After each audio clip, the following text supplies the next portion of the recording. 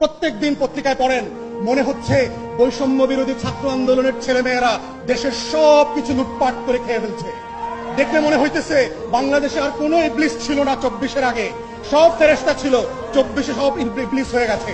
ঠিক উল্টা গল্পটা শেখাচ্ছে। মাদকের ব্যবসায় কে দায়ী? সমন্বয়ক দায়ী। চাঁদাবাজি করতেছে কে? সমন্বয়ক করতেছে। তদবির করতেছে কে? সমন্বয়ক করতেছে। অতএব এই যে নতুন অভ্যুত্থানের নেতা কর্মীদেরকে শত্রু বানানোর রাজনীতি করছে, অতএব এই জুলাই যোদ্ধাদেরকে বুঝতে হবে সেই শক্তিগুলো কারা, সেই গণমাধ্যমগুলো কারা, যারা দিল্লির বয়ান কায়েম করবার চেষ্টা করছে।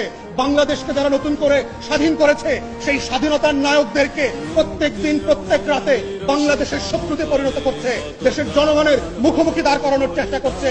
এই দিল্লির বয়ানটা বোঝা আজকের জুলাই যোদ্ধাদের জন্য অতীব জরুরি। এবং এটার মধ্য দিয়ে হচ্ছে আপনি নাগরিক হবেন, এটার মধ্য দিয়েই হচ্ছে বাংলাদেশ রাষ্ট্র আগামী দিন টিকে থাকবে কিনা সেই টিকে থাকার শর্ত তৈরি হবে। এবং সেই শর্তের ভিতরে শুধু বিদেশি শত্রু না, কারা কারা আজকে বাংলাদেশে মৌলবাদীদের উত্থানের গল্প শোনাচ্ছে, জঙ্গি উত্থানের গল্প শোনাচ্ছে।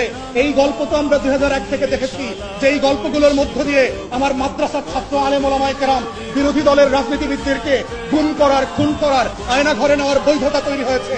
যেই গল্পের মধ্য দিয়ে জিয়া পরিবারের সদস্যদেরকে গুন্ডা বানানো হয়েছে, চোর বানানো হয়েছে, হাওয়া ভবনের নাটক তৈরি করা হয়েছে।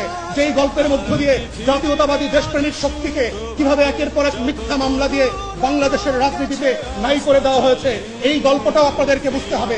বুঝতে হবে গত 53 বছরের রাজনীতিতে নাটক, সিনেমা, গল্প, গান, ফিল্ম, ফটোগ্রাফি সবকিছুর মধ্য দিয়ে দেশপ্রেমিক মানুষদেরকে অপর করার চেষ্টা করা হয়েছে।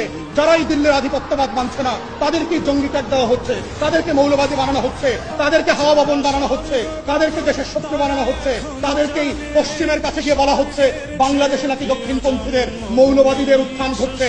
এই চক্রান্ত হচ্ছে দিল্লির আলাপ এবং কলকাতার বয়ান। এই চক্রান্ত আমরা 2001 থেকে বারবার দেখেছি। বাংলাদেশের দেশপ্রেমিক শক্তিকে, গণ অভ্যুত্থানের পক্ষের শক্তিকে, জাতীয়তাবাদী শক্তিকে কিভাবে নাই করে দেবার বয়ান এবং বৈধতা তৈরি করেছে।